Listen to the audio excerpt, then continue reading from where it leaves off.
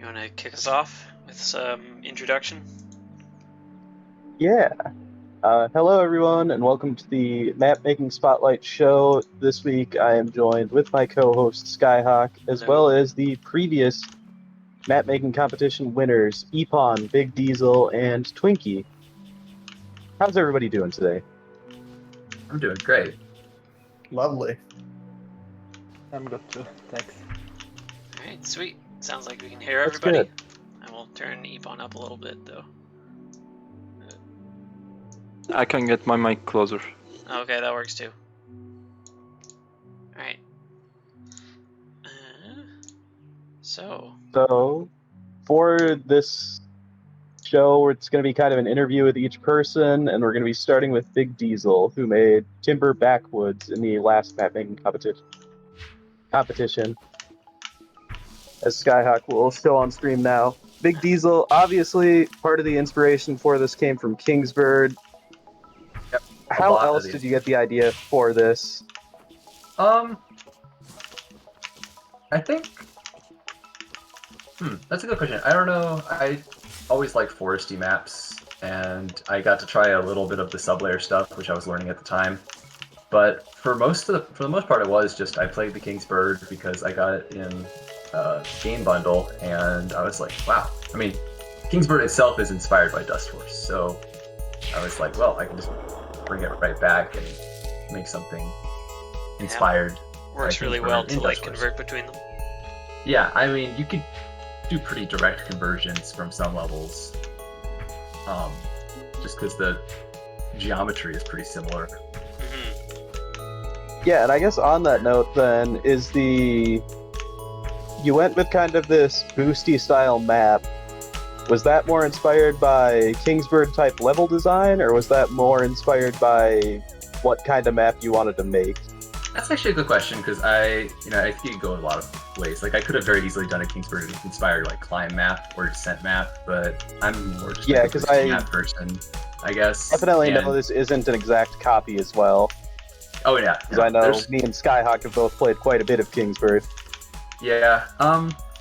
Yeah, I think I wanted like a lot of different elements in it. If we'll look at some comparison pictures later, and you'll see that I didn't take all the styles from just one level in the Kingsbird.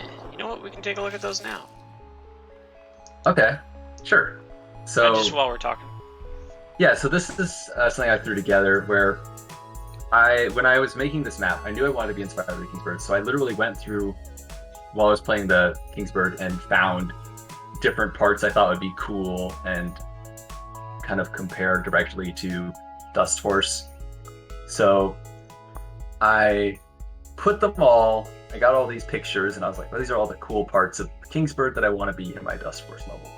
I'm really happy with I'm pretty happy with how the water turned out. I think my water is a little different from the Kingsbird water. But I think Yeah, turned it out looks like nicely. the Kingsford water has kind of like a gradient effect going on there, and it's kind of hard to recreate that in Dustforce. Yeah, I But think it's like overall, I think it's a pretty faithful recreation. this. It was also a lighter level that you had the water referenced in initially. Yeah, I think you're correct on that. But like I said, I lost some original data. But yeah, some of the sections are very direct, translations. Yeah. And some are more just like generally inspired. But I got some, like a bunch of different ideas and put them on note cards, and then literally spread those out on, like on the floor basically, and moved them around until I was like roughly happy with the route I wanted.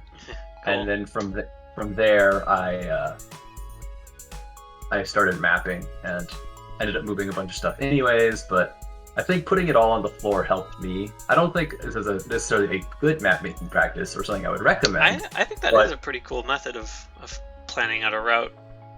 but it helps me because I'm not super confident in my abilities in terms of the gameplay, so being able to just kind of like move stuff around until I find something I like helps. Cool. Yeah, no, I think that's incredibly fair. How much effort did it take to recreate that style and kind of transition from that Kingsbird style to the Dustforce style? It wasn't too rough. I mean, like we said, the overall like geometry matches up pretty well between the games. And in some sim parts, I emulated the style better than other parts. So it's not like a perfect job on my part. Yeah, But it wasn't too bad. One thing I found that was a little tricky was there's definitely a lot of parts in the Kingsbird which are like really like well known, or like really not well known, but like memorable, I guess, where you're flying really high or falling really low, and you've got like these big curves, and you're using air momentum, and none of that is possible in Dustforce because I mean you can jump and whatnot, but you're not going to be doing these like soaring loops through the sky in Dustforce. So I kind of had to pick and choose. Well, I can't emulate every part of the Kingsbird, so I'll find some stuff I can emulate. Yeah, I think one of my favorite minor touches is like just the little checkpoint lights, how they turn on when you walk past them.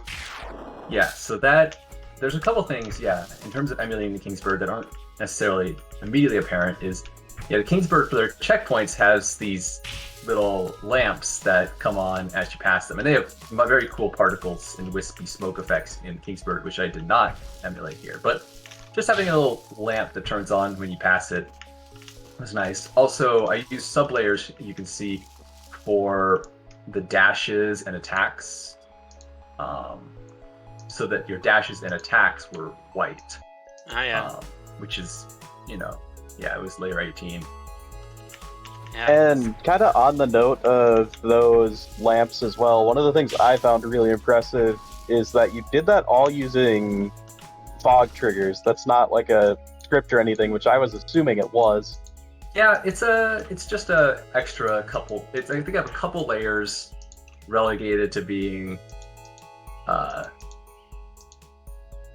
think it's like 17 and 16 might be, and I could have done it with fewer layers if I used sub layers, because props and sub layers work well together. But I have an unhealthy obsession with being like at least some vanilla compatible. Yeah. I try to be vanilla compatible, but that's kind of silly on this map, because if you go into vanilla on this map, which I'm not going to ask you to do, but the dust is really hard to see because I didn't use layer 20 because the dust has to be the dust blends right into the ground. So that is a failing of my vanilla compatibility. But I don't know if there was ever a great solution to that. Yeah, I'm not sure if there could be. Because I wanted the character to be the same color as the background. So, but other than that, I think I just relegated a couple layers to being that big trigger in the drop there. Yeah. That's a clever one. So if you zoom out, you can see there's like a button. Yeah. Oh, not that far. Sorry, I guess I'm seeing the stream. Yeah. But just for the checkpoints, the way I have it is the checkpoints light up. Since I didn't want to have like a bunch of different fog triggers, they basically like checkpoint 1 and checkpoint 3 turn on at the same time. Ah, gotcha. And then when you get close to checkpoint 2 and checkpoint 4 and checkpoint 6, so the even ones turn on. Right. And this worked really well because whenever you're leaving checkpoint 2, it's on, and then you'll go to checkpoint 3 and your old one will turn off, and then the new one will turn on. And that worked really well, except for this any percent shortcut, because you can skip which from 1 goes to 3. This goes from 1 to 3, so I had to have a little fog trigger in the middle there to turn off checkpoint 3 before you get to it. So I was happy. I mean, that's just a little clever that I was proud of. And that little any percent shortcut has been used by a grand total of 3 players. Yeah, I know, right? Here, let me pull up the any percent replay. Yeah, that's the funny part. As I made this, like, it's not exactly an inspired any percent route. It's like, oh, you can cut off part of it, but it's enough that it's like significantly faster. And then the world record holder is my little brother, which is who was helping me test it. So not exactly an optimized route, but that's one thing I liked about the DLC competition is my maps actually got optimized.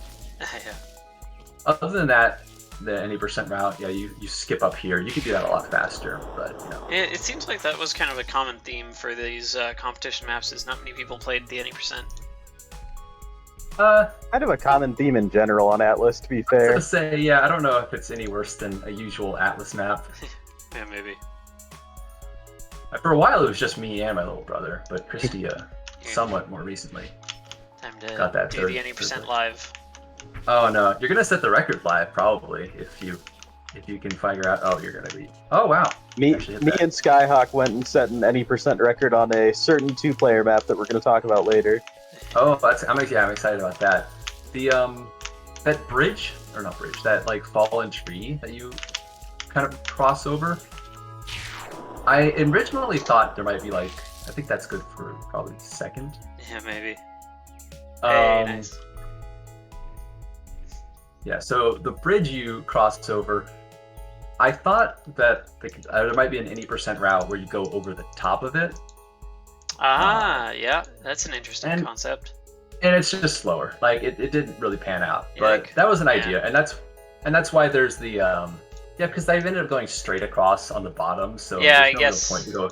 Yeah, if there was like not really any slowdown. I think if like maybe I cut out one of the platforms there and had some like enemies under there, yeah, then you get some air friction. Yeah, finagle with, then that could have worked out. But I ended up just making that kind of like a boosty section, so boosting over the top didn't really become a strat. But it is a route, maybe it's good for some low percent. Yeah, maybe. When people get around to doing all the meme categories. Yeah, I don't know if there's any. There's probably deload stuff you can manage. I think there's not a. Oh yeah. Sorry. No, you go for it. I was gonna say there's not a lot in the terms of in the way of secrets in this map. There's an apple. Yeah. It's kind of just tossed up in a corner there, but I didn't really know what to do. Yeah, I think just the art style of it is kind of the main focus, and so it doesn't really need any super fancy secrets. Yeah. There's just like a lot of attention to detail everywhere. Yeah. There's a lot of tree props, like a lot of there's a lot of trees. Oh yeah, there's cute little all the foliage and such. Oh yeah. Just a lot of props placed. I don't know how many megabytes of props there are. Speaking of all those props, was all this like little attention to detail the hardest part of making the map, or was something else harder? The hardest part of making the map. That's actually a good question. I'm not sure if it would actually be making the gameplay where I wanted to really try to emulate the style, so I went and got the note cards out. I think that would probably be the most difficult part. The attention to detail was tricky, but more just in the sort of time scale sense. Like, it took a lot of time to get the attention to detail correct. Right. But just placing every prop. It wasn't, it took a lot of time, and I was picky with it. And I can still, when we look back at these, see things that I wish I had changed, but, Maybe you'd say that was one of the more fun aspects of making it? Not so much challenging? Yeah, it was time consuming, but it was fun to kind of just fiddle around with things for a long while. It was nice being able to get like the water level at the bottom actually required a bit of finagling with layers because there's no other places. I have like 3 different layers of water. To kind of get like a gradient effect going. Yeah, kind of a gradient effect. I don't know how well it matches the water from the original game. And then there's those lily pads there are mushroom props, I think. Yeah. And I thought those were cute. That's pretty nice. And going more into that conversion between Kingsbird and Dustforce, why did you decide to go with a traditional Dustforce enemy ending over something more similar to Kingsbird with a purple flag? Yeah, that's actually a good question.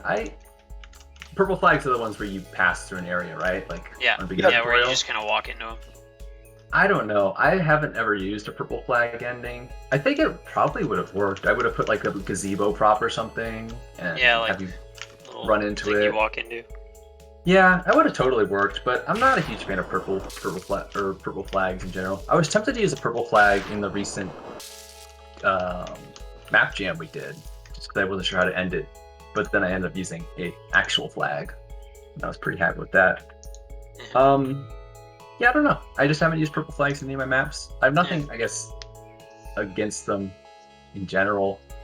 Yeah, I think having it like converted to a Dustforce style ending is better for a Dustforce style map, possibly. Yeah, I mean there are no enemies really in the Kingsbird, but there are enemies in this map. Like there are a couple other turkeys floating around, so it wasn't like the only turkeys in the map are these turkeys.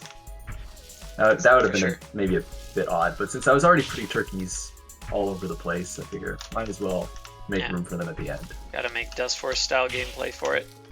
I think that the part that most, I guess, I don't know, this wasn't one of your questions, but when I look at Skyhawk playing this, I think of this. The part that probably went through the most iterations was actually like the third, right after that jump where you beat the first turkey, and right before you get to that big vertical drop. So that was originally inspired by a part in the Kingsbird where, so yeah, I guess by the time you hear this, Skyhawk's probably already there. But okay, so yeah, this section right here. So this was inspired by a section in Kingsbird where you kind of jump up off the left, then you bounce off to the right, and then you go, you know, get to the top. And the way I had it set up meant that every single time you would just boost straight into the spikes. You would just boost straight into the spikes, and then you'd be like, well, that's dumb. And then you'd do the correct gameplay, but you'd only do it the second time. And so I eventually gave up on the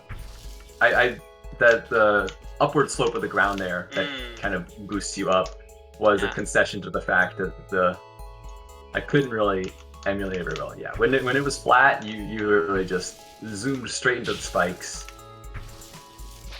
Yeah. And so that's the part that I think that's the part that looks the least like the inspiration piece. But like I definitely remember like I wanted to be inspired by one thing and it didn't really pan out, and then I'm pretty happy with how it ended up at least. Yeah, I think it turned out really well. That's completely fair. One thing that's kind of funny about this map also is despite the foreground being all one color and the background, like each layer is just a flat color basically. I was like kind of cognizant of using the different tile types. Like the wood, the quote unquote wood is an actual wood. Wood color. And then the ground is actually ground. And it's kind of hard to see in most gameplay. I guess you kind of get like the edge of the grass tile, so you get the little grass texture. Yeah, but it's basically just for the edges of the grass. Yeah. And you can see sometime like in that section we were looking at, it's only wood, right, when you're like going up that slope, because that's like quote unquote in the tree. But for the most part, it's, it's grass. So yeah. That's like I think just that attention to detail everywhere is my favorite part of this map. Just all the prop work. Yeah. There's a lot of prop work. Like, probably too much prop work, really. Like, I got buried in the props. There's also, I have a bad sense when I'm putting the props. I think there's like a ton of props off to the left of the start that I don't think you can ever see because I put all the props down before I did the cameras. Oh, yeah. Okay, it's not as bad as I thought it might be. Like, you can't see anything. There was this section, which was kind of detailed. Yeah, well, you can see that section, the little mini cave. Oh, I guess you can. That's true. And that's kind of almost more Dustforce. Like, it reminds me of some caves. Yeah. Dustforce. Yeah. Oh, there's another little cave by the vertical drop. And one thing you've touched on, you made this fog tree-wise a pretty simple map and kind of used sublayers as little as possible. Was that more just a personal decision or more of a idea in the conversion? I think this might have been my first map using sublayers. Like, so I wasn't super familiar with them. But I mean, I think also I don't know how many people play Dustforce vanilla, and I bet the number is very little. Like, I don't know. I wonder if anybody has played my level in vanilla. I think It's probably like the people in the Discord and the people who are in the community kind of probably use Dust Mod the most, and then just maybe casual players that go on Atlas to see, oh, what are these custom maps about? They're probably using vanilla, so I think it's good to still keep things vanilla compatible when possible. Yeah, the gameplay obviously was very easy to be vanilla compatible, and then the sub-layers I used to color the dust and spikes separately, and that's not vanilla compatible. But other than that, I tried to keep it as vanilla compatible as possible, just kind of like just like a personal choice. I like the idea of being vanilla compatible, and the only loss to being vanilla compatible was a couple layers I had to relegate to being lamppost layers. Actually, that reminds me. I noticed that you got layer controller in here. What exactly are you using layer controller for? I couldn't figure it out. Or was it like a didn't pan out kind of thing? That's a great question. I didn't realize I had layer controller in here. Yeah. Oh, you know what I think it might have been? I'm assuming layer controller isn't doing anything right here. I think so. I think I might have added it in when I wanted to like switch the position of two layers or something because I screwed up, and then I ended up like manually switching them and forgot to get rid of the script. Yeah. I'm surprised. I didn't realize I used layer controller here. I'm trying to remember if this is my... I think that's my first map using layer controller. I used layer controller a lot in my map after this, which was story based. Nice. Yeah, I couldn't notice anything particular that it was being used for, so I was like, am I I probably just threw it in and forgot. I might have... Oh, you know what I think it was? I might have been playing around with dropping some of the... Oh, I remember what it was. It was when I was playing with the water layers, and I was trying to like allocate different layers to being, you know, I wanted to have like 3 or 4 different layers of water and islands and lily pads in between them, and I was having some difficulty there, so I was like, well, maybe I'll move a couple background layers forward or backwards, you know. I'll shimmy some layers around so I can get the water to have more layers, and I ended up just not ending up using that. I have one of the 3 water layers, so to speak, I think is a parallax layer. Yeah. And it ended up being fine. But I think I had previously moved that 3rd water layer into the foreground. Okay. So it didn't move with the background. So I didn't. Yeah. Yeah. Or no, is it? It's not even on a parallax layer. So I guess I managed to get the squish. Yeah. Or is it? No. Wait, it is currently parallaxing, so I believe that is what the layer controller did. Yeah. Oh, see. Okay. So yeah, I have some minor layer funkiness with the water then. Okay. I remember that was like, probably an inconsequential change, but it was something I was fiddling around with. And then I ended up using layer controller a lot more in my next map, so we'll call it practice for that. Yeah, sure. Nice. So overall, how long did the map take you to make? Gosh, I mean, it was like a year ago we made it, so I don't exactly remember.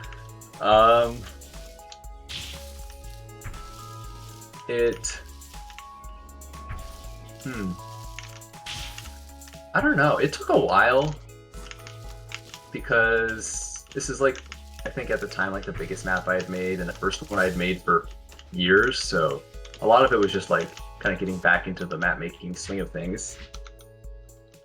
Okay. Well, the span of the competition last year was about a month in total. Yeah. So it must have been about that long. Do you think you like heard about the competition around when it was announced and you're like, hey, I'm gonna make a map? Yeah, that's a good question. You pretty quickly thought about it? I remember playing through the Kingsbird, but I don't remember if I started. I think I had played through the Kingsbird earlier that summer and taken pictures of parts that I thought looked pretty. And then when the map making competition was announced, I was like, oh, this would be perfect for that. Since it was just kind of a free-form thing anyways. But the timing on that might be wrong. I might have played the Kingsbird. If you go up the trunk, I think you're gonna get lost. I don't know if it goes anywhere. Doesn't look like it. Yeah, I think I did. I tried to like make it so you couldn't soft lock yourself, but there was probably opportunity for secrets up up the trunks or up in more branches that I missed. But maybe there is an apple. There's no apples. There's no apples in the Kingsbird. So really, I'm just being true to the inspiration by not having very good secrets. Exactly. But yeah, I don't know the exact time frame of how long I worked on the map, but I knew it took me a good amount of time. I think by the end of it, I had scheduled out like, okay, it's a week till the maps are due. The first day, I wasn't like working on it 24/7, but I was like, this evening, I want to get done all the foreground in terms of like props, and then the second day, like all the background in terms of props, and then the third day was dedicated to polishing things up, and the fourth, and so I had kind of like a game plan where I probably put off a little too much to the last week, but I think it turned out when it's pretty a well. year in the past, it's a little hard to remember some of that. Yeah. Either way, I do remember scheduling out, days of work when I wanted to get certain stuff done, which helped rather than trying to put it all off to the last day. Okay. Another thing you mentioned earlier is your brother was helping you playtest. How much playtesting did you do on the map to make sure it actually flowed well and played well? I playtested it a lot. Like, that's the only way I don't know. I can't tell when I just make a map how it plays. I have to actually play it. I guess that's probably true for most. No, I don't know. I'd say that's probably true. That's probably true. I mean, there might be some really good map makers who can just play it, but just talking about like the first section, I think it's funny thinking about this map because a lot of times my maps end up being a little too linear, I think, in terms of there is a route, and if you do this route correctly, you will have a fast time, and there's not much room for experimentation or different play. But there's a couple parts in this level that actually have some kind of flexibility, which I thought was pretty happy, kind of a happy coincidence more than anything. But yeah, a lot of play testing. I think the first boost parts, like if you go to the first drop, I think it still kind of throws you straight into that second slope at kind of a weird angle. It used to be worse. I still am not. Yeah, there's probably some tricky stuff you can do to get around this first curve, but the spacing and on that I played with a ton. The awkwardness where it throws you into the slope, that's not because I didn't play test it. That's just because I just couldn't find a solution that didn't end up just like dropping the second slope even further down, which I didn't want to do. So I ended up just accepting the fact that it's going to be kind of weird, and there's probably some tricky slow down, turn around stuff, or maybe a jump down boost or down dash that can help with that. Yeah. And I played a lot. Yeah, I think every part of the map except maybe the very end, which was kind of just floaty and big platforms, got a lot of playtesting. I remember I used to have 2 turkeys that were by the water, and then I ended up going just to 1, which I thought improved it. This section, or I say this section, it's probably past by the time the stream hears it, but the section where you're climbing up and there's like the spikes, that section is very similar. I mean, that's like kind of a direct port almost from a section in the Kingsbird, so that didn't change a ton actually. It's funny, the parts that changed the most were probably the parts that I was kind of doing my own thing. The parts that I was copying from Kingsbird kind of were easy, because I feel like, well, this is just like it was in the other game. So let's just keep it. And then if it works, it works. It does work, yeah. If it works, it works. And then some of the parts that I had to change a bunch were like the glue that kind of holds things together. That was like, how do I get from point A to point B, which doesn't just feel like a bunch of like slapdash pieces put together. That second, that one little climb there with like the platforms in the right there, that part's actually kind of fun. I don't know if there's an actual that section. I don't know how to do that section fast, and I don't know if there is a way to do it really fast, but that I'm kind of happy sometimes when levels don't have obvious strats, because most of my levels have pretty obvious strats. I would agree. It's fun to not have obvious strats sometimes. Yeah, that's one part maybe I need to work on, just in terms of general map making, is not having obvious strats. It's hard to pull off to have good gameplay where you haven't explicitly planned out the route. Yeah, that part. I don't know. I don't know what the world record actually does in this part, but it's a cool section. I'm reasonably happy with how it turned out, even though there's no like super great way to go through it, which is kind of a weird place to be. I know, I get it's it. Like, well, how am I happy with this level if there's not even good gameplay? But it's kind of good gameplay. It's good gameplay because like the players get to discover it. Yeah. So yeah, like that route, I don't think I ever did that in testing. Yeah. Like just not a single time, but it's cool. Yeah. Nice.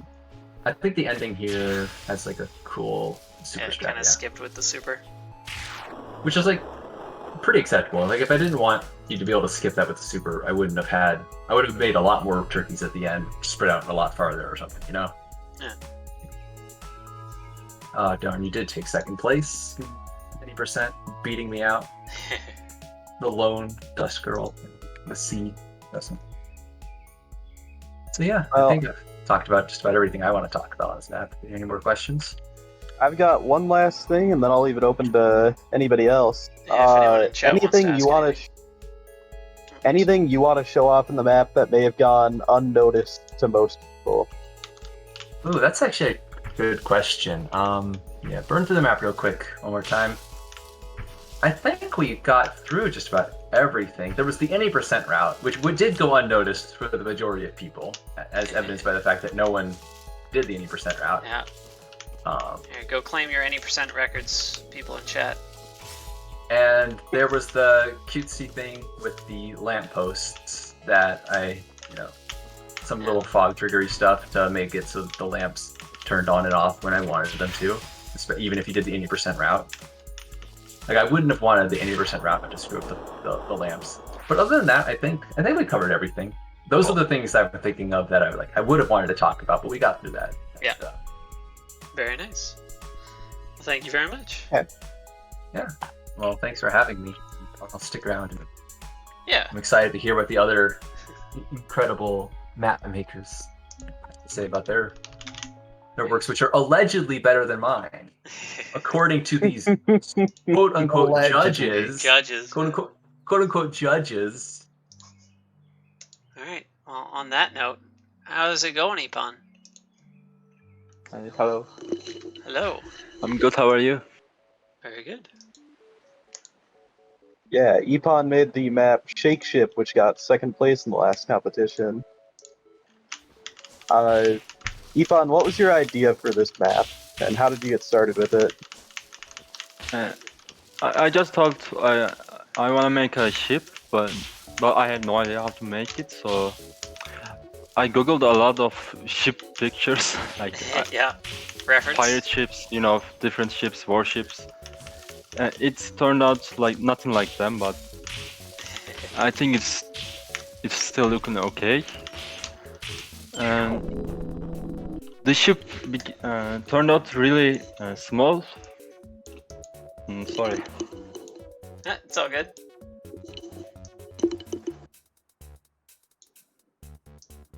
One sec, I need to think. Ship turned out smaller than I expected, so I wanted to make it split into 3 pieces, like the ship, the water, and a castle, some sort of castle. But like midway to finishing map, I had this problem, this shining stars. Yeah. And it turned out it's because of the tiles, different tiles. It's like a sprite limit kind of thing going on. Yeah. So I deleted most of the props because of it. Oh wow. But they weren't even the problem, so it looks much worse than before now. But I think it still looks good. So yeah. That's pretty much it. I think it turned out great. I also think it turned out great. Do you have any idea how long you spent making the map? Yeah, it took about a month. Like I started when the competition was announced. So, but it's mostly like fixing the problems, playtesting like 5 to 10 minutes a day. Yeah. and after that just working on secrets and the art. I didn't put too much time in the gameplay, you know. Yeah, speaking on Because- that note, was making the secret a larger portion of the time, or was making the main map a larger portion of time?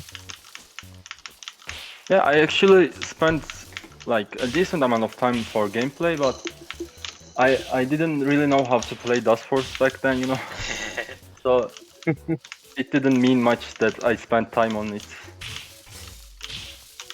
And for secrets, I also had a lot of problems with scripts and, you know, sprite set problems.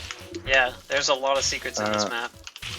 Yeah, so I deleted most of the secrets again and made them from scratch in the last week or so. Oh, wow. I don't really remember. That's And surprising. also for the music, I spent like a week just for music or something. Yeah. I don't really remember that too. Yeah, there's a lot of Did like you make the subtle music touches yourself? here too. Yeah, I'm trying Nice. to think of where the other custom music. I know there's another one somewhere. I think yeah, it's when you go to left Yeah, here, let's go to the left. from the Yeah, I start. was just about to say. I'll turn down that, turn up that. Alright. Here we go. Skyhawk getting to do his favorite thing in game. Yeah. And this is how I learned apple juggling. Most of the making, most time I spent making this map was like learning things like apple juggling, sublayer stuff, particles. Cool. And I guess my second question, I know a lot of people go into a secret with kind of an overarching idea of how they want people to play it. What was kind of your inspiration for how this secret was set up? Yeah, actually, I knew I wanted something under the ship, like some sort of alien facility or something. And for the left part, I just had wanted a dark area. You know, when you go there, you should feel like you shouldn't go there actually. Yeah. Like it's for making some sort of how can I say?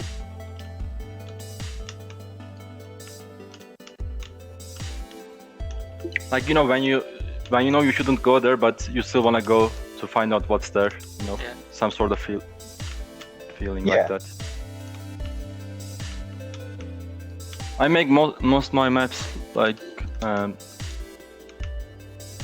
sorry. I plan most my maps for how it should make you feel instead of gameplay. You know, Cool.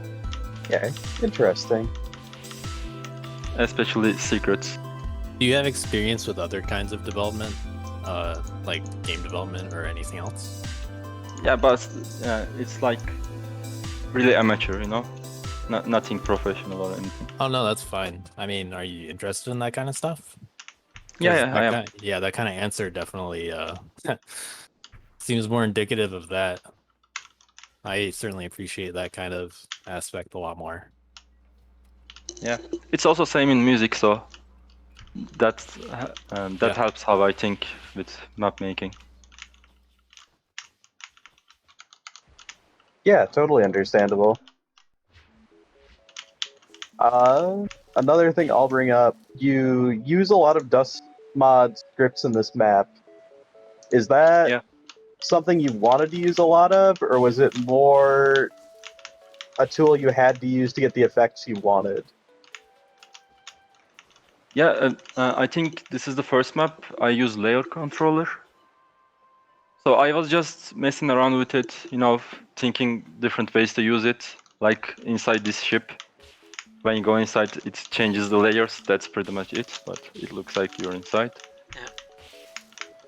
Yeah. And I think J-Dude asked, I don't remember, but I think I asked J-Dude if he could make a audio script. So when he said he could do it, I started making all kind of sounds, you know, and it turned out to be a Cider Time remix. I have no idea why. I was just messing around with things most of the time without planning. I think one of my favorite things is like the subtle particle effects. Like I didn't even notice until just now that this gramophone has little sound particles coming out of it. Yeah, most of the stuff I made is really hard to notice in this map because they're so small. Just jumping out of the water. And the water is also particle effects. Yeah, making this water look like one piece, it was really hard. You know, if you go under here, you can see that the underwater is transparent, but the surface of it is not. Yeah. So making the color look like it's one color was really hard. Ah, yeah, like blending them together. I had to change the background a lot because of that.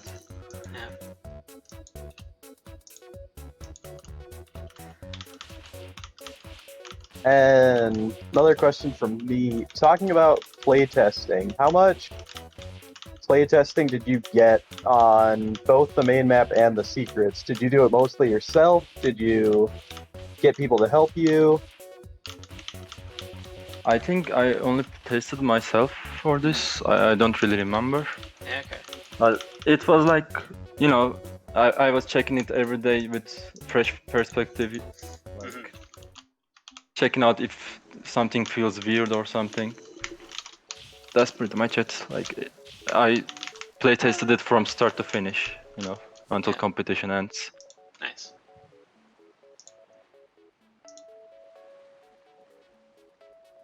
Yeah, totally. Skyhawk, did you have any specific questions you wanted to ask? I think, yeah, just like pointing out all the small little details and just the particle effects is something I wanted to notice. I guess maybe like the kind of story you mentioned that you wanted the feeling of, just like you wanted to evoke certain feelings, but this kind of alien story, I don't know if I really have a specific question about it. It's just, I don't know, it's all cool. I want people to notice it. Yeah, thank you. Is there anything in particular that you think like we've missed, like that people didn't really notice that you want to make sure that is just shown off? No, I think we saw most of the stuff. So maybe you can show like any percent route. Ah, yeah, that's my a good point. percent also has like one replay or something. Yeah.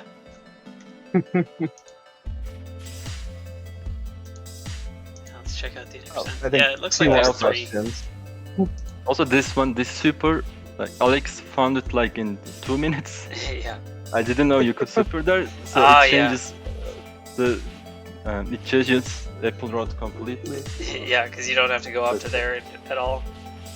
Yeah, it's kind of annoying too because there's a really loud music when you go left from there, you know, after the teleporters. Right. So you have to do the map with that. I think some people complained about it, but that wasn't the route. So. Yeah. Oh. Did I go down anyway? No, I didn't. I had just supered it. I think, yeah. So you saw that there was a kind of a maze there, and I believe the intended route was to go around and kind of find the keywords or like the symbols to kind of decode the password. Yeah. Yeah. I think that it was pretty easy to brute force as well, though. So I think a lot of people ended up doing that, unfortunately. Yeah. I made it on purpose. Like I didn't want it to be really annoying, you know. Okay. Cool. So I made it simple. I put checkpoints there. Yeah. Right. But if people didn't wanna, you know, explore the whole map, they could just try it. Okay. I'm surprised that was an intentional touch. Cool. Yeah, almost everything is intentional in my maps because I overthink everything. Fair enough. Speaking of which, did you put more effort into this map than you would a non-competition map? Yeah, I actually have higher effort maps than this, like not for competitions. For example, the map Ni, I spent much more time on that one. It depends. Sometimes I can make a map in a day. Yeah, that whole CMR was just super high effort, and it really shows. Yeah, that whole thing took a month to, almost a month. Yeah, I think just the production quality on that one is amazing as well. Thank you. Alright. Zaandaa, anything else that you'd want to ask? Or anybody from chat? If not, then I think thank you very much. I'll ask one more. Sure. Eponn, are you participating in the current mapmaking competition? Yes, I am. Ooh, eyes emoji. Cool. Yeah, both for Nexus and single map. Sweet. Ooh. Looking forward to it. Yeah. We can save a few questions like that for everybody at the end if we want. Also, That's a good point. Yeah, we can just okay. like ask because everybody otherwise together. I just asked BigDiesel at the same time earlier too. Yeah. Fair enough. All right. But yeah, we can do a lot of those questions if we want at the end. People can ask silly questions and I'll write them all down. Nice. Okay.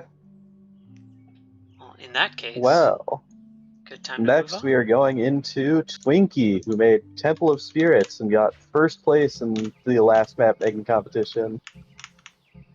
Hola, guapos. Hola. This map is something else. Is it really? Yeah, this map is insane. Where did you get your idea for the map, Twinkie? The idea for this map? Okay, so I think at the time I was really... Okay, so a lot of you guys may not know this about me, but I used to play World of Warcraft and I was in a role-playing guild. Cool. And so my character was like a nomadic archer.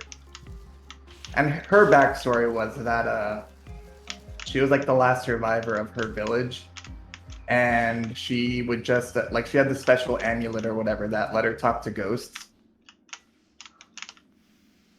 And so I guess at the time I was making this map, I was thinking a lot about like, oh yeah, what happens in the afterlife? You know, like how do you make ghost mechanics work?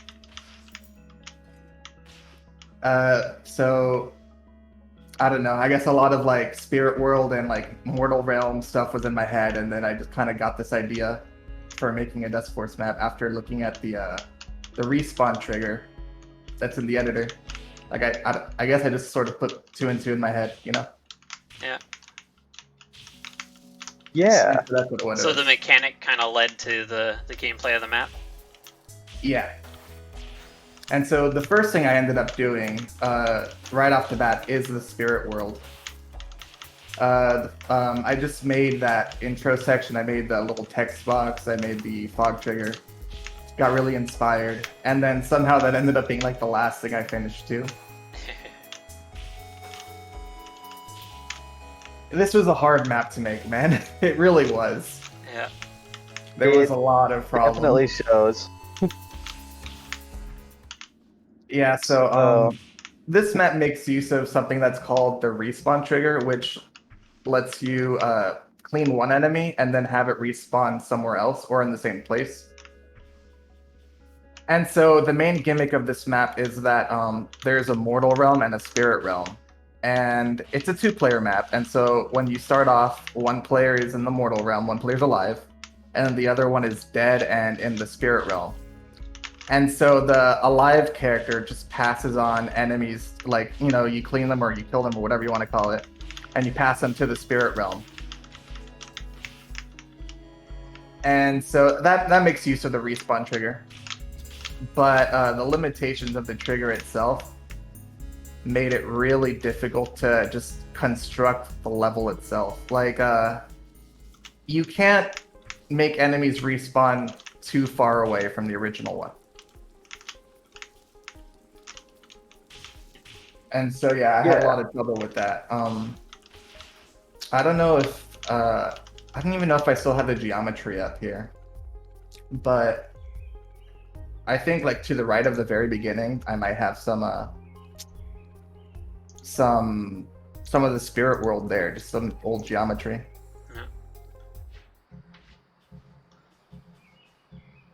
I don't know if you could check that out real quick. Yeah, we can take a look at. Oh, let's see. We've got the spirit world kind of in this section down here, so that it's close to these entities. Yeah, but to the right of the spawn for the alive people. Nope. Okay, cool. It looks like it's just. I guess I removed it all. Yeah.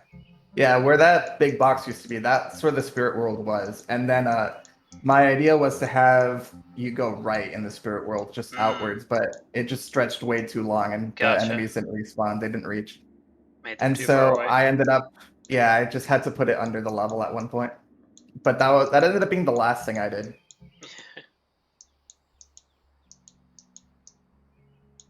I don't know, what else do you got for me?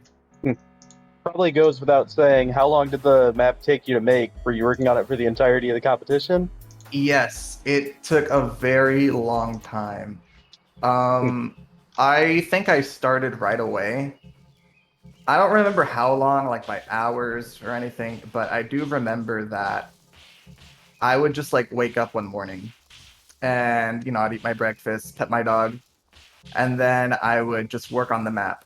And then after a little bit, like my mom showed up, she's done from work, it's 5 p.m. And I'm like, oh, I've been here for hours. And that happened many times. And, I started right away, and I think I finished this map the day before the deadline. Yeah. Or sorry, like with a day extra spare. And kind of on a personal note, how long did it take you to type out all of those text boxes? Not long at all. That was the easiest part of making the level. Those, like, I just think it and I write it and I don't proofread. Stream of consciousness. Yeah. Like, I just get inspiration, like, oh, okay, I'm writing a story about Skyhawk. What is Skyhawk like? Apples. Okay, let's think about apples. So Skyhawk, one day he was in the field, and then, he was thinking about apples, and then he thought, oh, what if I go to this apple tree over here? And then the apple tree, he found, like, a wolf, and the wolf said some things, That's just kind of how I go. Quick, write that down. It's genius. So, I mean, on that note, did you have an overarching story planned, or was it more freeform, like you just said there? It was more freeform. What I wanted to do was I wanted to world build a little bit. So I had this concept of like life and death, and I wanted everyone to like explore that with different stories. So this temple, I imagined it being sort of like I guess like some holy temple where it is the bridge between both realms, like the spirit and the mortal. And so I try to make it look really magical. I try to make it look kind of abandoned, but also like, I don't know. I try to make it look scary, intimidating, but also kind of glorious, like with that fountain in the back. Yeah. Yeah. Very shiny. Yes, this, God, what was the question? It's about the lore. Oh yeah, lore. Oh yeah, so the lore is also placed intentionally, right? So this story of Skyhawk, it actually, it's right in the beginning, and you can accidentally fall into it. Yeah. And it's right in the beginning because it tells you of the library up on the top of the temple. Oh. So, yeah, so that's intentionally placed. Once you go inside the temple, I think, for example, MSG's story tells you, like, it makes sure that you know that you have to go inside the water. Like, there's just something written in there that tells you, hey, go in the water. I think Delo's story also had something about that too. Like, you have to, like, he got stuck in the temple. I don't remember anymore. And then, like, all the ones up here are just freeform. Like, they're just stupid stories. Okay. Another question from me. Obviously this is a multiplayer map, and it's a multiplayer map using respawn triggers. Yeah. How hard was it to get everything to line up in a timing that made sense for both players? It was really hard. It was hard, especially because I had to move the spirit world like 2 or 3 times. Skyhawk, can I send you a map file? Yeah. Real Or quick? a new one, or the one you already A sent? new one, yeah. Yeah, sure. Go for it. So, yeah, the spirit world used to be on the right side of this temple that we're at right now. And then I moved it under, but it was going the wrong way. Like, you started on the left going right. And you're gonna see that here. And, yeah, like, I had to go through, I think the final version is the 3rd version. And for me to time that, like, I actually had to play through the level, and like every time I hit an enemy, I would pause the game and I would look at the timer, and then I would write that down, and then I would try to adjust the enemies in the spirit realm so that it would be like just a little bit after, right? Oh, yeah. And That's a neat so for mechanic. this one specifically, yeah, I wanted to do that. Like, you just get shot up into the sky and into life, I guess. Oh, that's Very poetic. interesting. Yeah, but because I couldn't get the level to work with this, like with the temple on the right side instead of the left, so I just I had to scrap it. Because also, since it's under the mortal realm, like, it is like there's a roof to it, you know? Right. Like, the floor right now is the roof for the spirit realm. And so I couldn't make this go too high up. So I couldn't just like shoot myself into the sky if I wanted to. Yeah. Another question from chat. Did you have any challenges making the map such that it worked for both 2-player and solo? Challenges. No, I don't think so. I think there was an oversight that I had, which was that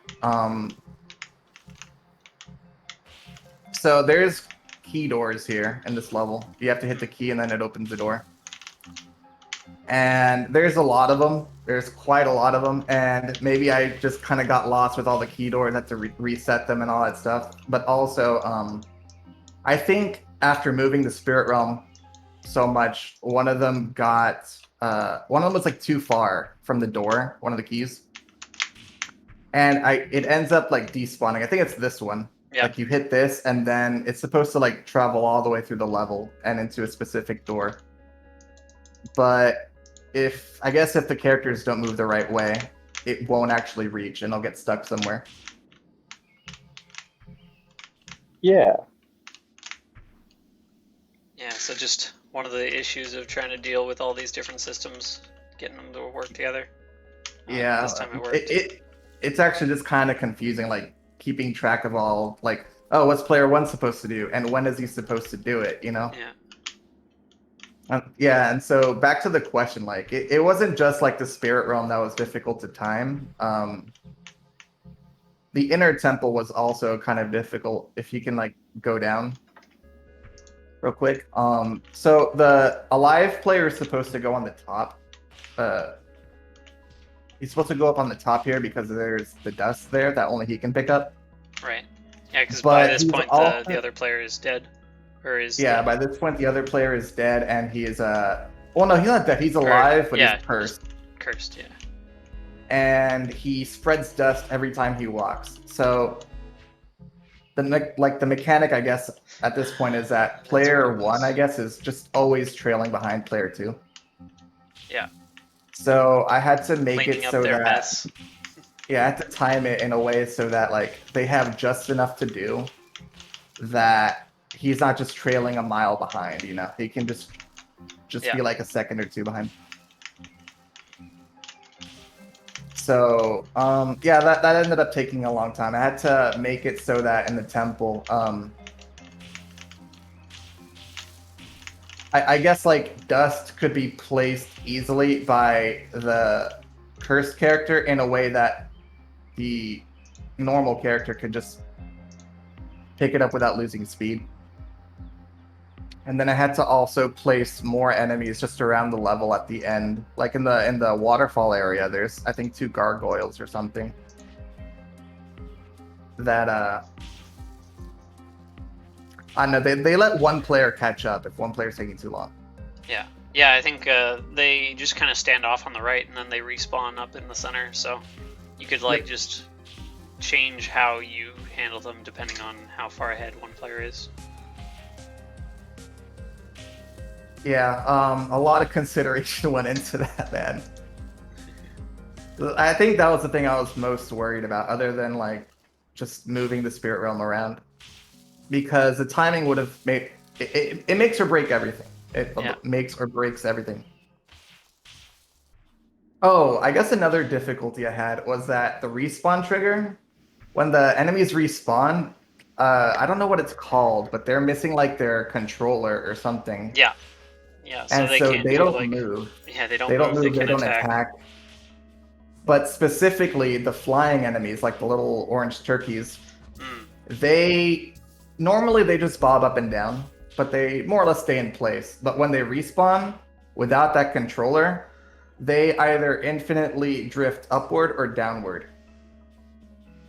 Yeah, it turns out that's the behavior of the AI controller, which Skyhawk recently rediscovered in a Dustforce DX hidden, unpublished map, funnily enough.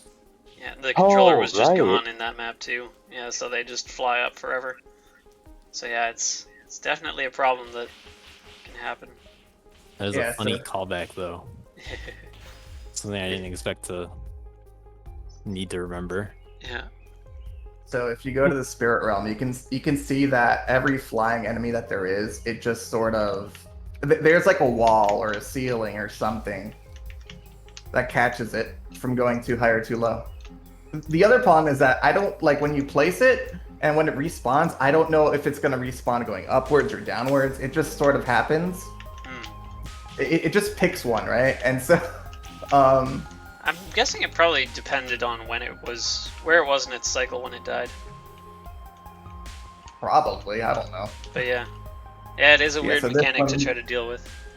This one's just like hugging the floor. I think the next one's gonna hug a pillar. Yeah. Yeah. I mean, thank God that it's consistent, you know, like none of them I've never seen any of them drift upward after it drifted downward. So yeah, I had to design this whole spirit realm around this, and it was really annoying. Music got screwed up again. Yeah, that happens. Yeah, it seems to be like when I switch from multiplayer replays to normal. Yeah, sorry about the overlay, was messed up for a second there, people in chat. Going back into difficulties of multiplayer design, how did you playtest this map? I had Lotus and Blue help me every once in a while with just playing the level. Actually, Skyhawk, I sent you that file earlier. Yeah, I got that other file. I don't have to do weird Discord stuff to get that one. Cool. So yeah, so I said earlier, like, oh, I would start in the morning, and then I would, you know, it'd be 5 p.m. Mom's here, gotta eat food, gotta eat dinner, and then I'll just go back because by around 9-ish, like Blue and Lotus would be on, and so then whatever I had, I would just test it out with them. Okay. And so I asked Skyhawk to put this replay up, or this revision up, because this, like the inner temple was completely different, as you can tell. Oh. Just 100% different. I wanted it to be kind of challenging, but also kind of like, you know, kind of scary, mysterious, all that good stuff, right? And so like the enemies still respawn in different spots. Yeah, it looks like with this revision, there's more like passing enemies between the top and the bottom. Yeah, so this little gargoyle over here, it falls down for the other guy to pick up. There's a treasure chest that also is supposed to fall down. Yeah. But I ended up scrapping this whole thing because when I was playing with Lotus, I remembered that when you die in multiplayer, you die in real life. Yes, you die in real life. No, when you die in multiplayer, the enemies don't reset. Right. So, yeah, and you kind of need all your air charges just to traverse this. So, Lotus and I would die at one point, and then we would just be stuck in the beginning, and then we'd have to do the beginning part all over again. Yeah. And that got annoying quickly. Like, I wanted to like my level, but man, I was annoyed. I'm like, I don't want to play this anymore. My level sucks. Yeah, I'm very glad you recognized that. Yeah. Now that you bring it up. So, I changed it so that, there's a floor in the new final version. And there is also, like, it's... If you die, it's fine. Because you can just go back and clean it up. Easy peasy. Yeah, you don't die in real life. You don't die in real life, exactly. Yeah. Another thing I really appreciated in this map is that even if one player wasn't the best and you needed to stall a bit, you could. Was that something that was factored into the design at all? Or it just kind of happened? I think... Well, I guess my intention was that the first time around, people would just, like, read the lore and all that stuff, because obviously you're not going to get it right the first try. You're not going to go super fast. There's a lot of really big, meaty text boxes, lots of words. So I figured that people just wouldn't take it too seriously, and they just kind of go slowly. But I think I was more concerned with going fast than going slow, because I think no one wants to go slow, right? Like, yeah. You're just trying to go fast. So I didn't put too much consideration into something that, like, no one wanted to do. Fair enough.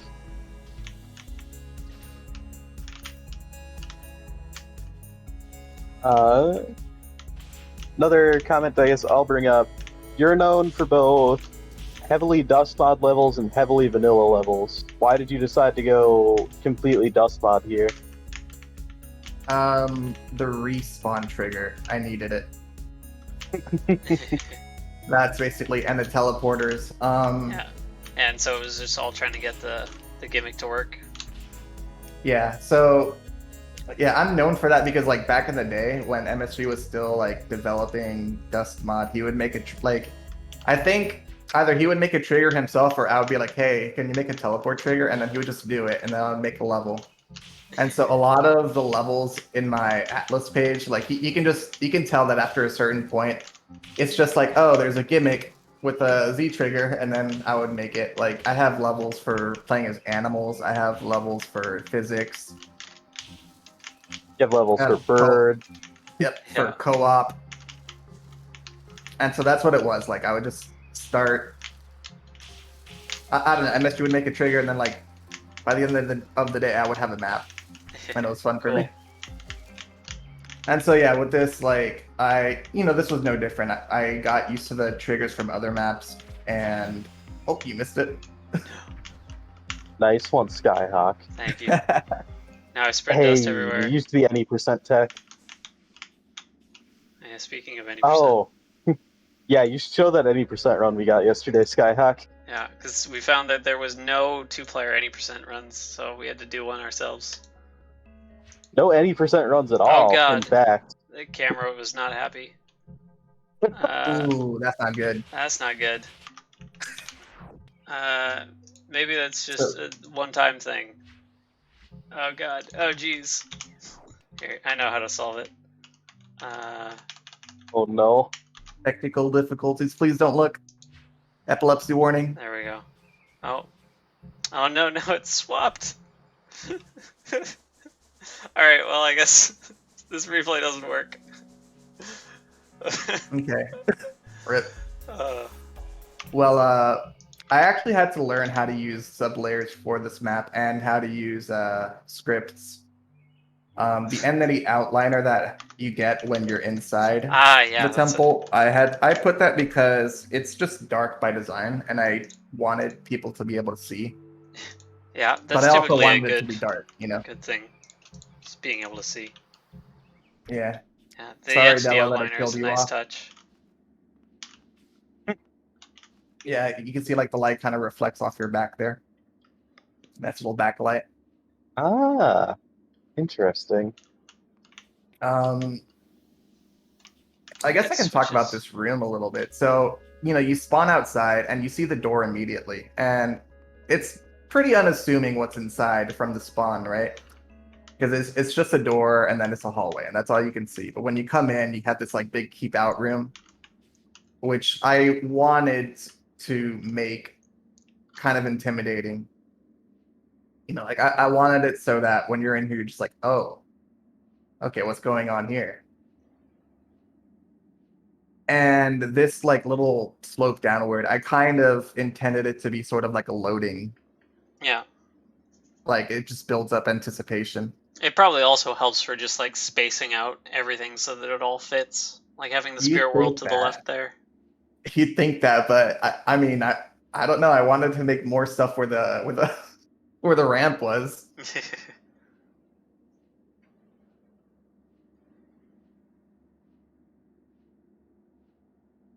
Through the text. Yeah, here's where I literally explain the mechanics with words that like when you die in the spirit inside the temple itself, you just respawn in the temple. You never die. You never leave. No escape. I like how the entity outliner changes in like different areas. Yeah, that took some learning to do. Another thing that's kind of come up a bit earlier, what was the hardest part about making the map for you? The hardest part was... I mean, I'd say it's just figuring out what to do with the spirit temple. Or, sorry, the spirit area, because... Yeah, I just had to... I had to restart over and over and over again, and it was really frustrating. Other than that, I think it would be trying to time the coordination between both players when they're going at optimal speeds. Yeah. And I think another challenge that maybe people don't know is this room specifically with the pond. Or, well, we kind of just passed it. My bad. It's all good. But that pond room, it says the magical pond awaits you, but I wanted it to be more obvious that you have to go inside there without you having to like read books. Yeah. But, people naturally see water and they don't want to touch it because outside there's water and you don't want to touch it. Yeah. So yeah, it's kind of hard to like say like, oh, this water is okay. And so but also just like not make it really assuming or like, no arrows or anything or like go here. So yeah, I put this log entry which explains that he went I don't know if it was MSG or Luffy, but like one of them went into the pond and got life. So if you were ever stuck here, you could just read that book and then that would happen. Like you would learn it. And the text box earlier of like the pond awaits you, that didn't used to be there, but when I playtested with Lotus and Blue, I think both of them got confused, like they didn't know what to do. They both avoided it. Gotcha. The water. So I'm like, okay, I need to nudge a little harder. Yeah, trying to fight against that like instinct. High blue, water bad, yes. I feel like when I played it, I just accidentally fell in. Nice. And then you're like, oh, I didn't really get that chance to think about it too hard. Yeah. Yeah, you don't want to run around the pool. It's dangerous. You can slip and fall. Exactly.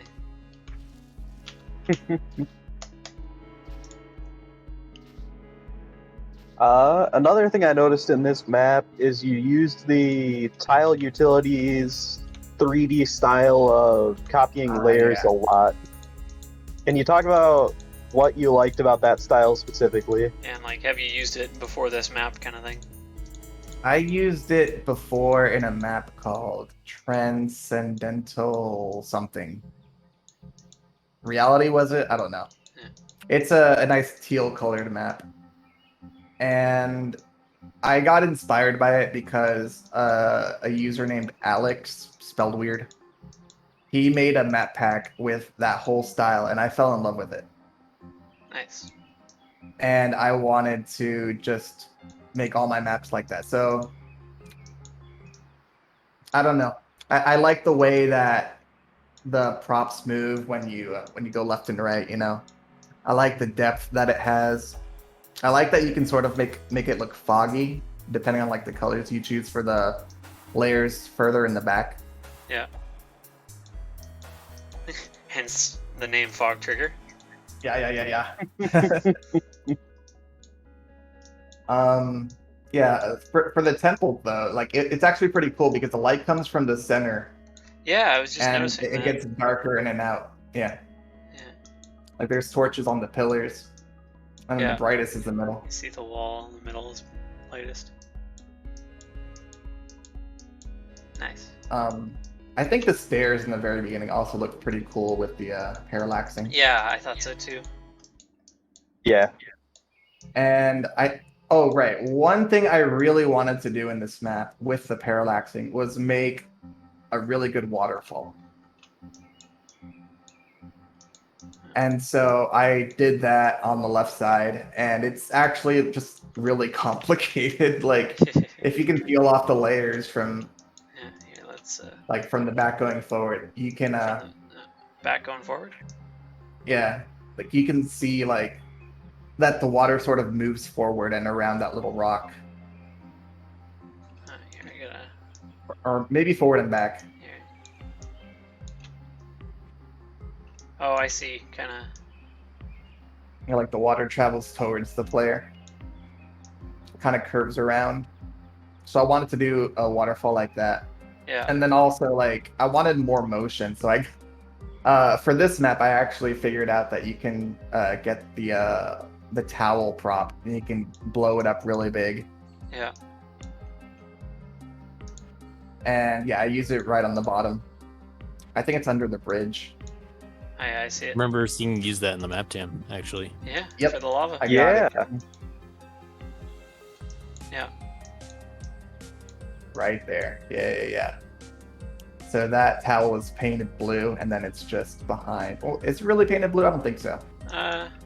Oh, you got rid of the color, right? Yeah, right, I got right. rid of the color. Here So we it's go. painted blue, and it's behind a lot of water tiles. Oh, interesting. It just adds a little bit of motion. Yeah, no, that makes a lot of sense. I think this was one of the first few things that I did too. Nice.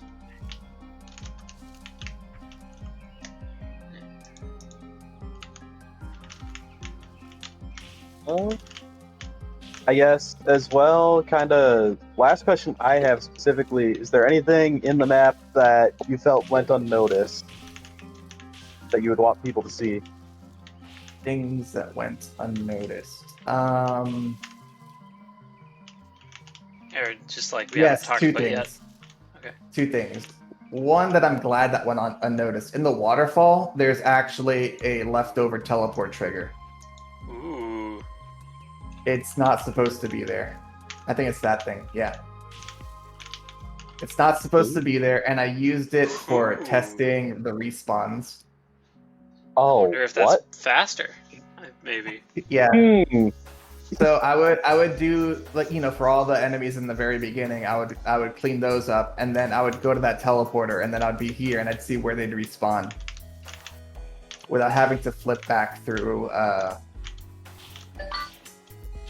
Without having to cut any holes in the floor. Yeah. Hmm. And I just forgot it. It's right there. I just forgot it. And I guess the other thing would be there's just a lot of prop placement that is kind of intentional, and I think people notice it, but they don't notice I don't know, some of the little details of it. Yeah, just very Like the subtle waterfalls effects. It's really hard Yeah. to appreciate each kind of thing like that individually. You just kind of Yes, get this exactly. really good feeling from just experiencing it, and you can't really like take anything away from that. Yeah. But you just can't really pointed out also. It's just one of those things that you only really point out when it's bad, when something's lacking. Yeah, like the vines, I think, for example, like on the... Well, I think people notice the vines, but I don't think people notice just like... That you have to... That I sort of design with the art in mind. I just go step by step, like, oh, what would go cool after this tree? Oh, maybe a ceiling run. How do I get a ceiling run? It's too high. Well, maybe I can have a piece of concrete hanging from some vines. Yeah, nice. And then, like, in the temple, there's just I don't know. I think there's less in the temple, but there's stuff in there that's placed with intention. There's still like the torches, and totems and whatnot. Yeah, the torches, the totems. So because it's kind of flat in here. A little bit. Yeah, even just the background tile type. I suppose this room has more detail because it's like cave-ish. Yeah. Yeah, the strings of lights dripping. But like those gargoyles are placed because I wanted it. It's a temple. I want it to be a little scary, a little godlike. Yeah. And then maybe in the secret room, there's just some stuff like some music, some boxes, the lights hanging from wires, little things like that. Nice. By the way, somebody in chat asks about the square triggers. If you want to make your own square triggers, it's just the editor aux key. Some triggers don't have this feature and you can't make them square, but most Z triggers you can make them square. Yeah. Anyway. This map was a massive undertaking, man. It took me a long time, but I'm really proud with how it came out. Yeah. Turned out very nice. Skyhawk, Zaandaa, any other questions? I think we can probably open it up to the just questions for everybody. Any questions for each other? You guys want to brag about your maps? Any year late trash talk? Yeah. Well, not year late. What about this upcoming competition? So. Yeah, it's gonna lead into this one. I figure we can, talk more about the past one then before moving into the next one. It's kind of hard to go back. Is anyone here also competing in this year's competition? Eponn, Diesel? I haven't started my map yet because I've been really busy this summer. This gives me confidence. But I have a cool script idea that I've been working on, and I think it'll be cool. My map is probably going to end up being kind of short, but that's kind of how a lot of my maps end up. So short is fine. Short and sweet can be good. Honestly, a comment on Twinkie's map being as long as it is.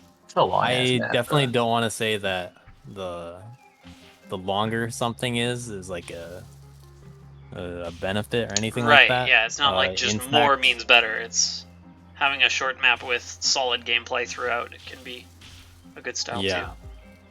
There were multiple maps that I, as a judge, pointed this out in my comments. Like, hey, honestly, this could have been fine if it were like 1/3 of the length.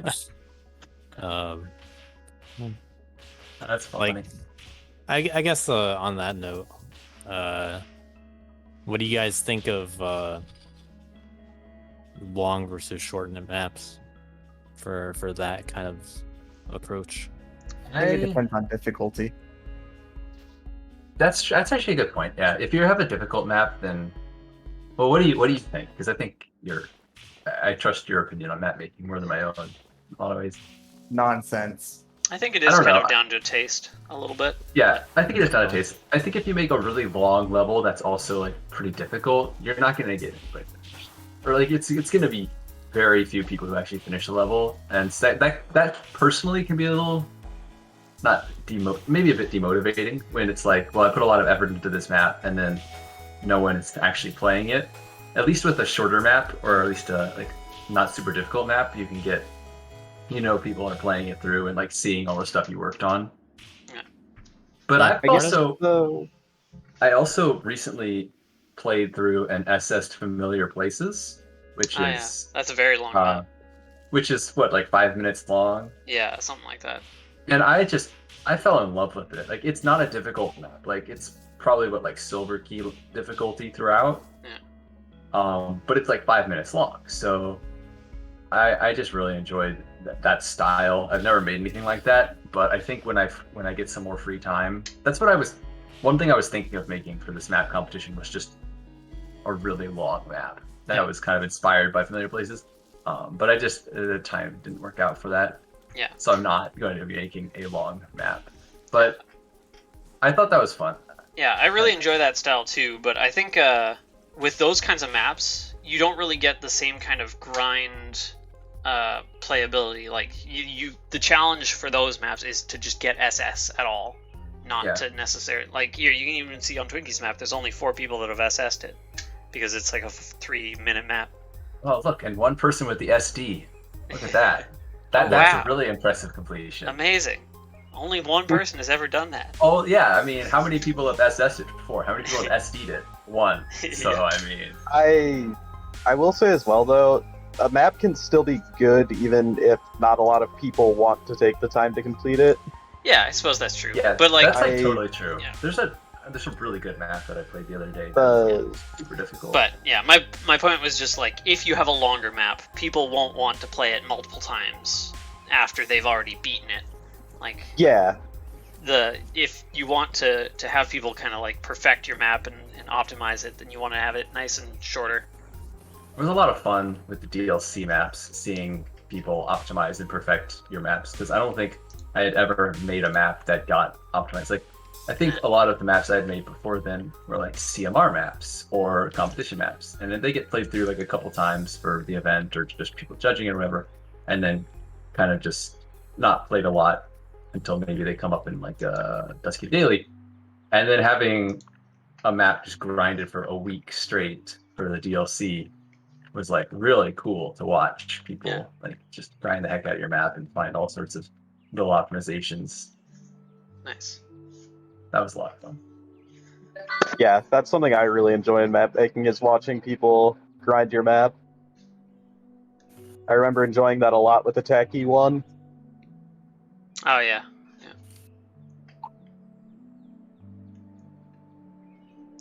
Yeah, so I think With that, everybody has said that they're going to be making something for this competition. My map this year is going to be much shorter. It's not going to be 2 players worth of maps, in one. Did you decide that's a lot that you were going to make a 2-player map when I feel like that's like a very specific thing to make a map for? I was like...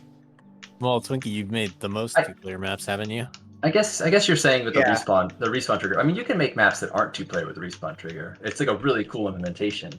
I think I made one already too. But it's like I never would have thought to make a 2-player or multiplayer map at all. Is your one for this competition going to be 3 players?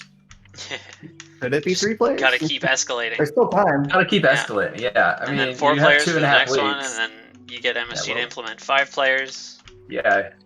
Yeah, that's a good one. And then in like MSG! in like 2028, we're gonna have Dustforce Battle Royale with 100 players hot dropping into Twinkie's map. Yeah. It's gonna be great. Got 5 players of gameplay, if that counts. Yeah, we have a question from chat. Is how do you submit a map for the competition? Great question. Upcoming. Zaandaa, you wanna? Well, it turns out there's some announcements that are in the Discord.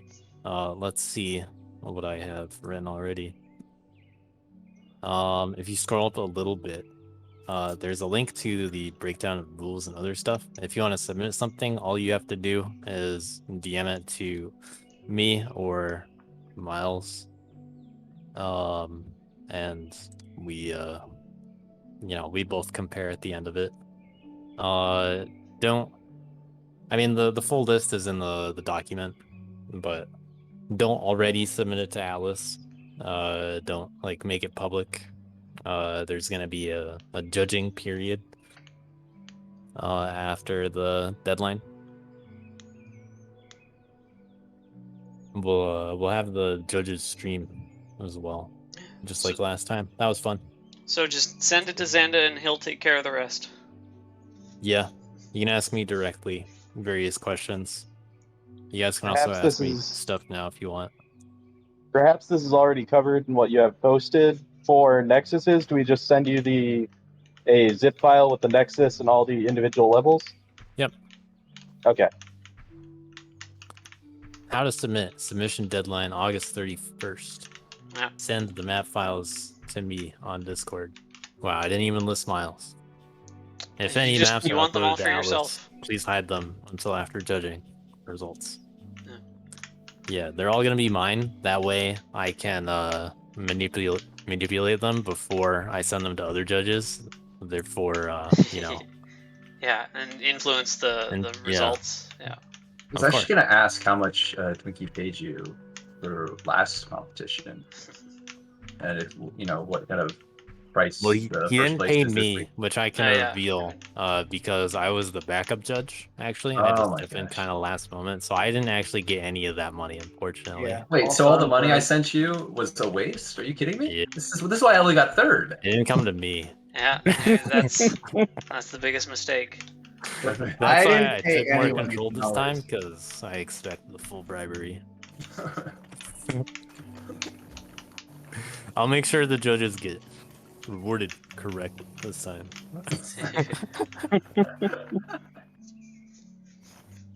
So you guys entering for just the map thing, or doing the Nexus side as well?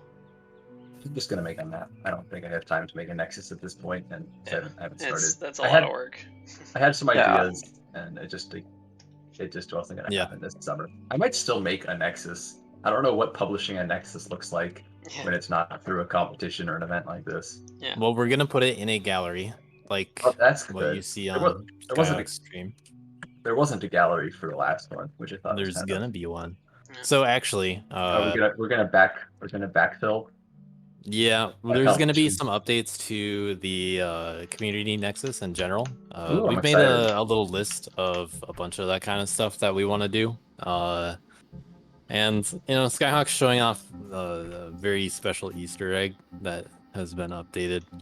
Oh yeah, for 61. DMR 61. Stacked Because all we did for the map jam was put it in place of where 61 temporarily was.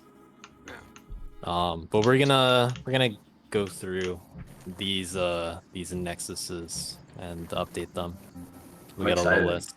So we are going to be asking some map makers in the community for some help with that. We have a little to-do list. Let me peek at that for a moment. See what's on that list. Be down to help. I don't know. All right, so an event gallery overhaul with 4 wings. There's the CMR, CMJ, DLC, and SMC. You can guess what all those 3-letter abbreviations are for. Relatively easy. The CMR wing needs old and new stuff. Yeah, I had to make sure they're all 3 letters. We're gonna make a cool old CMR full list and tome selection script thing. We need a DLC 1 Nexus finish for real this time, and we need the map competition tome/Nexus stuff handled, including one for this year. I was gonna say, are you gonna make anything for older competitions? Well, there's only one older competition. Oh, no, there's older CMRs.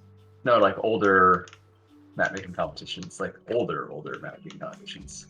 I'd have to search through Reddit and try to find you have to those. say you have to dig through Reddit, right? Yeah. Like what? There was one that was like food themed, I think. Oh, and there was one that was seasons, and there was the controversy with the seasons one because the winning map was like potentially not seasonal enough. I remember that. It was a good map. All right, well, I'll add something to the list, and what I mean by that is I'm going to add a note to the list to make sure that someone who's more knowledgeable about that kind of thing will do it for me. Slate, yeah, mapmaking competition 05. So honestly, if this was mapmaking competition 05, then there must have been 4 previous mapmaking competitions. Hey, Twinkie, you were in this one. Yeah, I was. Oh yeah, they're all tagged. Oh, leftovers. Leftovers from was in mapmaking competition 01. Wow. Yeah, I hosted that one, and I think only one person participated with 2 food maps. Oh, the food map Did they one? win? Yeah, it was Issa, and he won, I think. I don't know. I mean, he was the only one who participated. I don't even remember if I made a food map. I thought there were like, wasn't there one with like bananas, or am I crazy? Was that a different map? You That was a could be more recent crazy. map. That was Scary amazing. Turkey Pumpkin Forest was a competition map. Hey, well, we might as well add tomes for each of these. It's not hard. Yeah, for sure. But yeah, we are gonna need someone to create the actual nexus for this year's competition. And if we don't make a nexus for last year's competition, there's gonna be a tome for it anyway. Yeah, easy to How much just are you stick in a paying? tome for anything. Yeah, so there's gonna be like a week after the deadline, and I'm just gonna ask anybody to make a nexus with a certain amount of doors that's relatively plain. It could be you. I point to no one in particular. Yeah, we'll get that figured out eventually. Yeah, if you guys don't want to make a nexus for the competition itself, hey, why not make a nexus for the competition instead? You can make the nexus that everybody goes through. Another question from chat. How are we gonna test the nexuses if we are basically not uploading the maps beforehand? What do you mean by test the nexus? Like make sure that the doors work? Yeah, so there is some special behavior for nexuses that are played through Dust mod, like going through the community nexus and then going into a nexus from there. And I think the only special behavior is that it gets its own key save file. So like the keys here are just for this nexus, whereas if you play it through the level editor, the keys that you see at the bottom are the same as the keys that you see in the main nexus. So I think as long as you start from a new game save, that probably shouldn't matter. It should probably just function normally, starting with 0 keys and just you get keys as you go. So for testing purposes, you can just do that. If you really want to have completely proper behavior with a separate save file and make sure that nothing else could be wrong, then yeah, just kind of modify one of these things and place your nexus in here, and DustMod will take care of it. But how do we? Oh, yep. How do we put the map IDs? How do you put map IDs into a door? Oh, yeah. Okay, so if we're not uploading them beforehand, though. So the map IDs, if they're not uploaded, are just the file names. So if I make like a file here called test1, feels like one of those things that like you could probably just make sure the nexus, make a nexus, make the maps, send them all to Zaandaa, and then during that week of judging, you could probably upload you can probably like just kind of talk back and forth and make sure everything's working the way you meant for it to work. Also, Skyhawk's basically just showing what he showed last episode of like you can make doors to levels that you have locally. Yeah. So here we've got just test 1 that I just made. Yeah. And there we go. We open, and this is test 1. Yeah, so it's easy to attach doors yourself like that. And it's also easy, depending on if there are Nexus scripts or not, if you just want to tell us, like, hey, this door goes here. I'm not going to connect it, but, like, you can connect it yourself, or... Just making sure that everything works. You know, just go to this level when you go to this door. And we'll handle it. We do have plenty of time to make it work out. We're not going to be super rushed on judging. Okay, cool. No reason to worry about it. We'll work it out with you guys. Alright. I think that's everything. Wow, so the person who won Mapmaking Competition 01 didn't actually get into the custom, the community map pack. And then really? four other maps in that, or 5 other maps in that competition ended up in the... That's kind of funny. So, who was the winner? Left or... The winner was Void Temple, the first Void Temple by Think Tank. Not the more recent Void Temple with the stretch. Huh. I guess they didn't vote for themselves. Yeah. That's funny. And then Well, I mean, yeah, I guess hitbox's criteria is different than the map making competition. Well, you had to submit it to Hitbox for CMP, and it's not like everybody knew how to submit or anything or to submit. I wasn't around back then. So Me neither, actually. Yeah, I wasn't neither aware. was I. Neither. Nobody was around back then. Yep. Well, Community there just were didn't people, exist. but yeah. At least, I wasn't in the community. leftovers got into the custom community map pack. Thank God. Yeah. Thank God. Yeah. Definitely one of my favorite levels in that map pack. I like this announcements channel. Yeah, it's nice for announcing things. It's well done. All right. Also MSG, don't or not don't, but it won't be required that we use that dust mod version, but assuming that you do get it working, we'll definitely try to make certain things happen. Because if people are able to just like publish their count nexuses to Atlas, that would be a pretty convenient way. If we don't have like a nexus ready or something, but hopefully we will. Yeah, but we are certainly we're ready to handle it without that feature if it comes down to it. We don't want it to be awkward though. To like try to get used to it in the moment. So we'll talk about it if it comes up. I'm excited.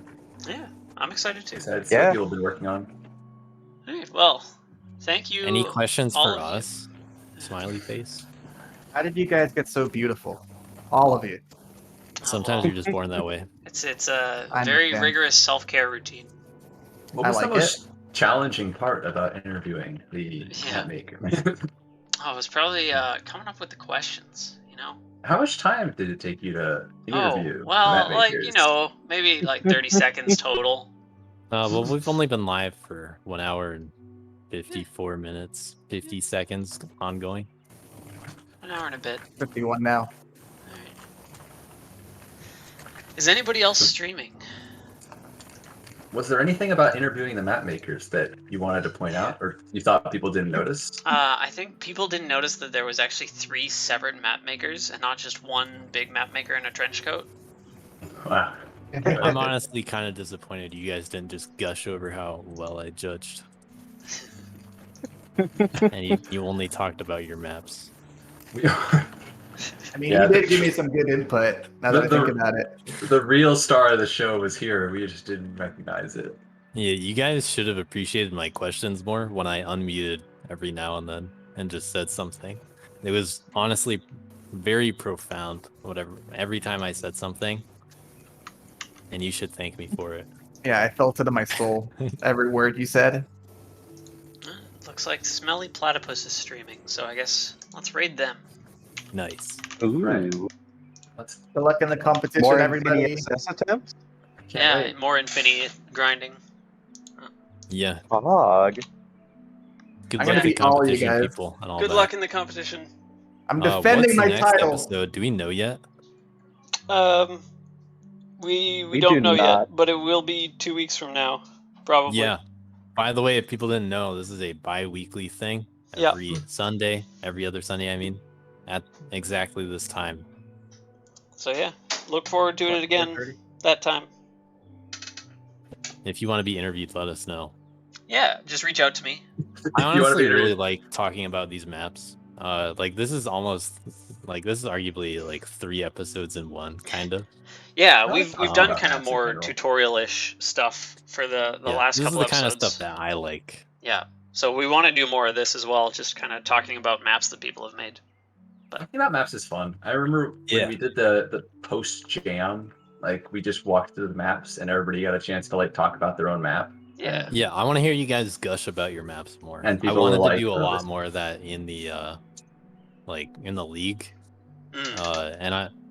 And we kind of did a little bit of it in the map jam, but there are just so many maps. Yeah, it was hard to get to everybody and just like not running out of energy.